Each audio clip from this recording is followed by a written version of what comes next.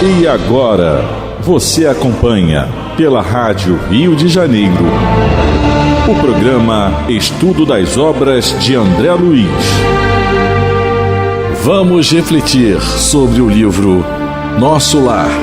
Produção e apresentação, Tereza Cristina e Marco Antônio.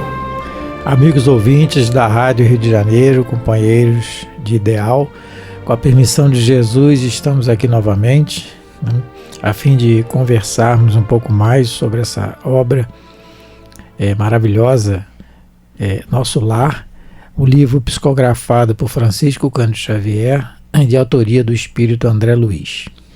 Olá, companheiros. Nós vamos retomar hoje o capítulo 2 do livro Nosso Lar. O parágrafo é o parágrafo 6º. Nós estamos no final do parágrafo 6 do capítulo 2. Só para lembrar, vamos nos situar na obra. André Luiz, nesse capítulo, ele vai fazendo uma abordagem do que ele estava sentindo nos primeiros tempos da sua desencarnação, no lugar que ele mesmo denominou de zonas inferiores. E hoje nós vamos dar continuidade, o Marco vai começar a ler para a gente, então estamos no final do 6º parágrafo do capítulo 2. Bom, continuando então, só recordando também, pegando o gancho que a Tereza começou, que o André Luiz está nessa situação do umbral pelos tormentos da alma que repercutem no perispírito, né? Então toda essa situação que nós lemos já, que ele está vivenciando, é pelos tormentos da alma dele, não é castigo divino, né? A gente sempre tem que frisar isso. Não é o castigo divino porque ele fez coisa errada, não. Quem nos castiga somos as nossas atitudes, né? Então ele está nessa situação e agora nós vamos começar uma fase nova na vida do André Luiz, né? É aquela fase do reconhecimento do erro e do arrependimento. E aí vem o remédio. É o que a gente chama de a virada. A virada na vida de um espírito como o Dr. André Luiz, né? E no caso do André Luiz, como nós lemos anteriormente, ele era materialista, ele mesmo fala palavras dele, que ele era arraigado ao materialismo, né, vamos dizer assim, acadêmico da época, um médico de grande repercussão, um grande profissional, e por isso mesmo arraigado à vaidade e ao orgulho que todos nós temos, mas inserido na época que ele estava também, né? E aí ele começa assim: foi quando comecei a recordar que deveria existir o autor da vida, fosse onde fosse. Então nós já pegamos aí que ele diz que deveria existir, porque ele diz antes que ele frequentava a igreja, no caso, e por convenção social. Ele nunca se embrenhou, se interessou por nada disso. E agora fez falta para ele, né? Porque ele diz que deveria existir um autor da vida, né? É onde ele vai pedir socorro. Essa ideia confortou-me. Então só a ideia de existir, que deveria existir um autor da vida, já recebeu um conforto para ele. Ele já se sentiu confortado. Como é importante a nossa ligação, como é importante a questão da oração. Nós vamos ver muito isso. É interessante porque ele só procurou o conforto, como muitos de nós, às vezes, buscamos só o conforto do corpo. Claro, é necessário, não é errado você buscar o prazer, né, material, mas você viver só disso, esse é o grande problema. Então, e aí ele percebeu que só essa ideia o confortava. Nós temos aqui, só um adendo, nós temos no livro O Céu e o Inferno, de Allan Kardec, no início do livro, né? Antes do prefácio, nós temos Kardec coloca um dito do profeta Ezequiel, do Velho Testamento, dizendo assim: por mim mesmo juro, disse o Senhor Deus, que não quero a morte do ímpio, senão que ele se converta, que deixe o mau caminho e que viva, né? Então, aí, o ímpio aqui, no caso, nós estamos falando do André Luiz, mas somos todos nós, né? Quase todos nós, né? Vamos dizer assim, eu me incluindo pessoalmente. Mas que ele senão que ele se converta. Só que essa conversão, ela se dá pelo nosso esforço, pelo nosso reconhecimento do erro, que é o que está acontecendo aqui, né? Resumindo o que o Marco falou, Deus não quer a morte do pecador, e sim a do pecado, como popularmente a gente fala. Mas, então, essa ideia, como ele relata, confortou ele, né, de saber que existe um autor, alguém, né, que toma conta de toda a humanidade, de todo o universo, que toma conta de tudo. O importante é a gente sempre frisar essa palavra aqui, deveria, porque já está começando a ter, que ele não tinha essa certeza para ele, né, mas deveria, né? Então, continuando. Eu, que detestara as religiões no mundo, experimentava agora a necessidade de conforto místico. Então ele detestava as religiões e experimentava agora, ele tinha necessidade de conforto místico. Então a palavra místico, ela quer dizer mistério. Se a gente for no dicionário, é uma coisa misteriosa.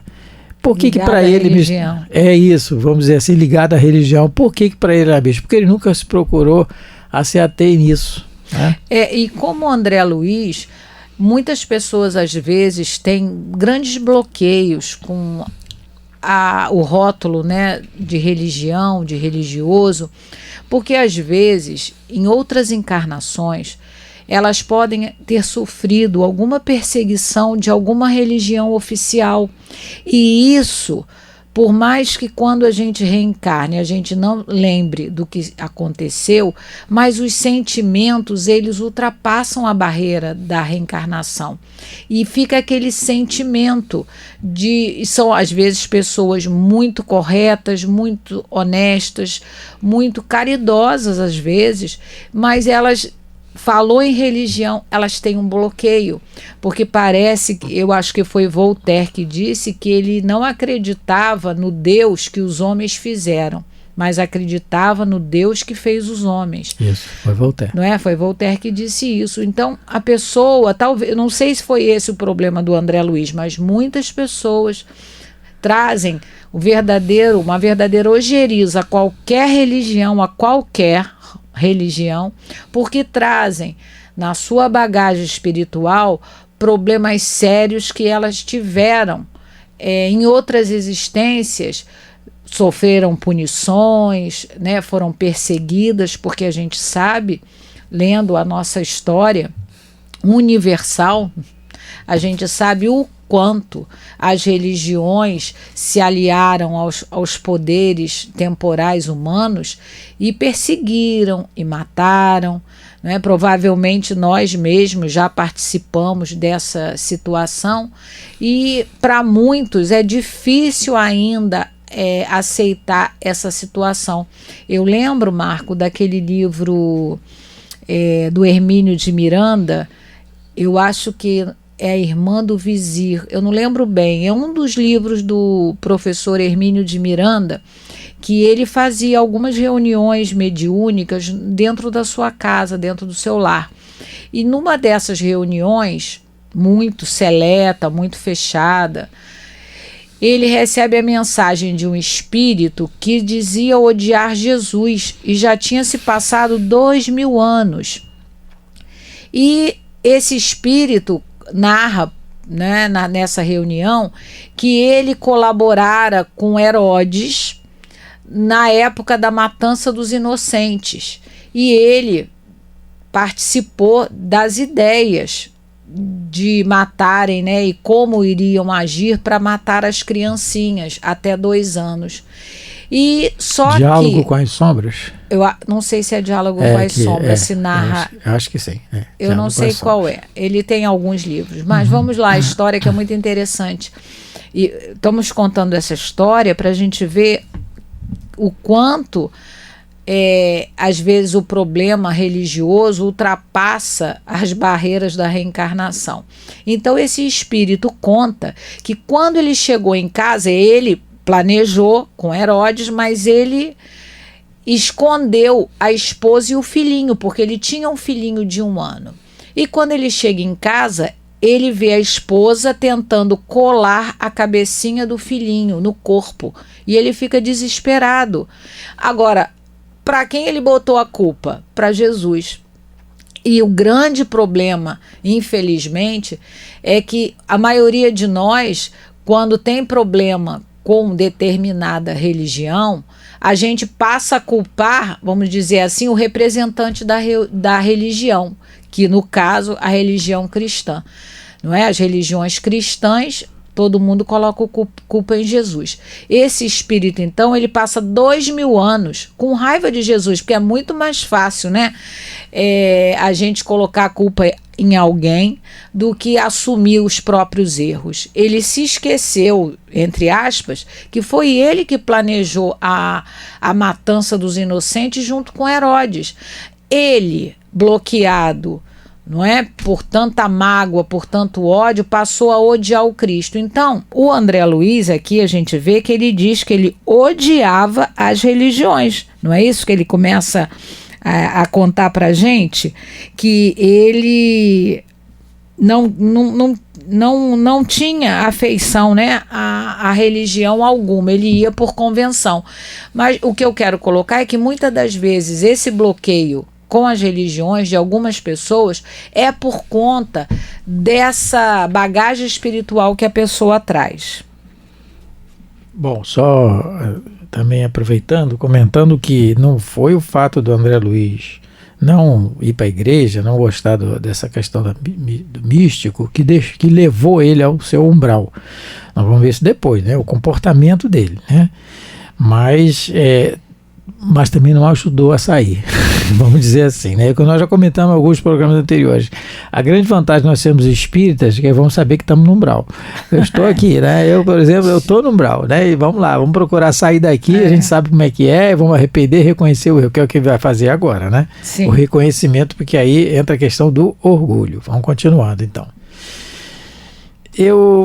Médico extremamente arraigado ao negativismo da minha geração, impunha-se-me atitude renovadora. Então é aquilo que a gente comentou, né? Extremamente arraigado ao negativismo da minha geração, né? Tornava-se imprescindível confessar a falência do amor próprio, a que me consagrara orgulhoso. Então, ele já está reconhecendo o orgulho dele. Isso é que é o legal, isso é que é o importante. O André Luiz, a gente vai ver, e o acaso não existe, né? Jesus coordenando o ensinamento do Espiritismo aqui na Terra, partindo aqui do Brasil para o mundo, né? E através da psicografia do Chico, da mediunidade do Chico, essas questões ficaram mais, as questões morais que Kardec trouxe, que os Espíritos trouxeram e Kardec compilou, codificou, com a mediunidade do Chico a gente consegue ver, principalmente nas obras de André Luiz, tudo bem minucioso, né? Tudo bem esmiuçado, dando exemplo, né? Para nós. Então, ele já está se confessando que tornara-se imprescindível confessar a falência do amor próprio, que ele se consagrara orgulhoso, porque amor próprio todo mundo deve ter. É necessário. Amar a Deus sobre todas as coisas, ao próximo como a ti mesmo. Então é a mim e ao próximo é a Deus. Como é que eu vou amar a Deus que eu não vejo se eu não amo a mim nem ao próximo, né? Eu me amar primeiro, me cuidar de mim em todos os sentidos, amar o próximo e amar a Deus. Mas o problema é que quando me consagrar orgulhoso, aí entra a vaidade, o orgulho. Né? A palavrinha consagrara. Isso. Porque consagrar alguma coisa é tornar sagrado para ele. Não é? Ele era a pessoa mais importante do mundo, ele era o mais sábio, provavelmente, ele se sentia assim. E como o Marco colocou, ele agora está reconhecendo isso. Mas o reconhecimento que ele está fazendo é um reconhecimento não só de lábios, não só de palavras. Ele está sentindo, porque isso é o mais importante. Porque falar, a gente é o rei e a rainha de falar. Mas falar sentindo pensando o que está falando, meditando no que está falando, e isso a gente raramente faz. Falo por mim mesma. Mas ele aqui, ele está sentindo, ele está fazendo realmente uma avaliação sincera do que ele, como ele agia e toda a vontade que ele está de se modificar. Certo, então continuando. Vamos lá. E quando as energias me faltaram de todo, quando me senti absolutamente colado ao lodo da terra, sem forças para reerguer-me, pedi ao Supremo Autor da natureza me estendesse mãos paternais, em tão amargurosa emergência.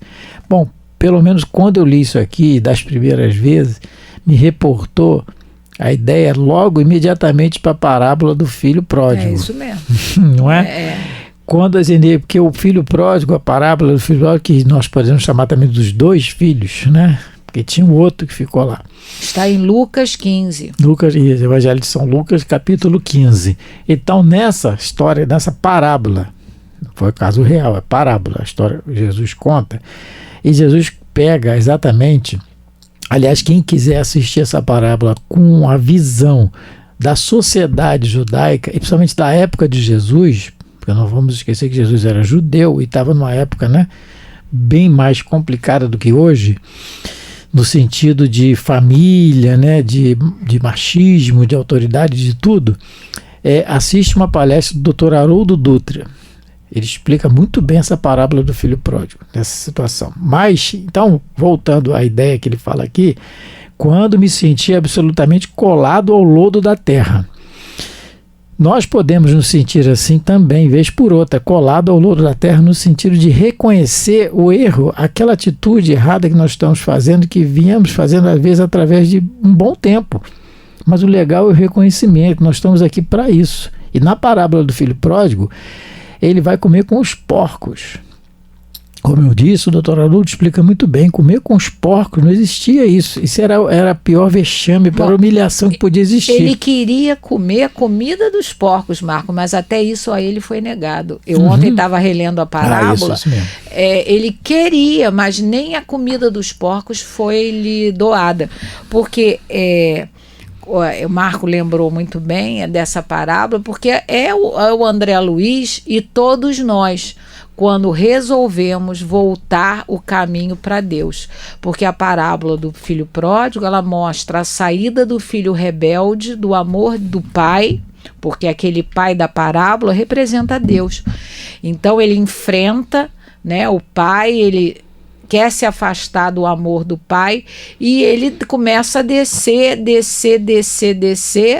emocionalmente falando, até chegar numa condição, entre aspas, de querer comer a comida dos porcos. O André Luiz, ele também está nessa condição emocional agora. O materialismo dele fez com que ele emocionalmente fosse se degradando até chegar, como ele mesmo diz, de cair de borco na lama. Ele se sentiu realmente ali no lodaçal. Ele não via, ele estava na escuridão. Então, aí nessa hora, como filho pródigo, ele vai fazer a virada, ele vai tomar a decisão mais importante. Porque a gente tem que entender também, quando a gente vai fazendo o estudo da obra de André Luiz, a gente vai ver que nem todos que estão nessas regiões inferiores, eles têm vontade de sair, não. Ele muitas das vezes, alguns se comprazem em estar ali ainda, não admitem a falência, não aceitam que o orgulho é o que os levou àquela condição.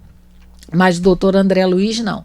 Como na parábola do filho pródigo, ele resolve voltar o caminho para os, entre aspas, para os braços do pai. Então ele vai tomar a decisão mais importante da vida dele. E o estudo, né, daqui, esse capítulo vai mostrar para a gente também que ninguém está abandonado ao amor de Deus. Ninguém. Deus nos ampara o tempo todo. Mas o nosso orgulho, a nossa rebeldia, o nosso egoísmo não nos deixa captar e sentir esse amparo, essa proteção. A gente vai ver agora, no decorrer do capítulo, que essa mudança, essa abertura para o autor da vida, como ele diz, é o começo de uma nova etapa, e a gente vai ver o quanto isso vai ajudá-lo. Uma outra coisa interessante, Marco, nesses 2 parágrafos que a gente leu, ele ainda não fala o nome de Deus. Ele fala primeiro o autor da vida e depois ele fala o autor da natureza. Mas é aquilo que ele usou, deveria existir um autor da vida. Ele não está dizendo que existe Deus, eu vou recorrer a ele. Não, ele deveria, ele está duvidando ainda. Caminho. Aí ele está no caminho. Isso, agora ele fala o autor o supremo autor da natureza. Isso. Porque Deus, as palavras têm uma força muito grande, né? E a gente vê, às vezes, em algumas reuniões mediúnicas, espíritos que não conseguem ainda falar o nome de Deus. Tal o sentimento de culpa, tal o sentimento ainda de necessidade, que eles ainda não conseguem. O tempo vai fazer com que eles, de alguma maneira, consigam aceitar e falar o nome de Deus. Então me parece aqui o caso do Dr. André Luiz. Ele primeiro, ele acha que deveria existir não Deus. Aí ele fala o autor da, como ele coloca aqui, né, que deveria haver onde fosse o autor da vida e depois o supremo autor da natureza. Então, já estamos vendo aqui que ele já está se abrindo como filho pródigo, começou a lembrar, porque a parábola do filho pródigo, ele começa a lembrar, poxa, na casa do meu pai, os servos são tão bem tratados e eu que era filho, eu tinha todo o amor, todo o carinho. E como na parábola do filho pródigo, que o pai recebe aquele filho com o mesmo amor, porque Marco lembrou na questão do doutor Haroldo Dutra Dias, ele fala que na parábola Jesus coloca o pai correndo para abraçar o filho, e isso contrariava todo o comportamento da sociedade judaica da época, que um pai, eles falam que aquelas pessoas mais velhas, né, lá da sociedade, ele não podia ter ele correr, mas ele faz isso, porque o amor é tanto, é como o doutor André Luiz vai experimentar.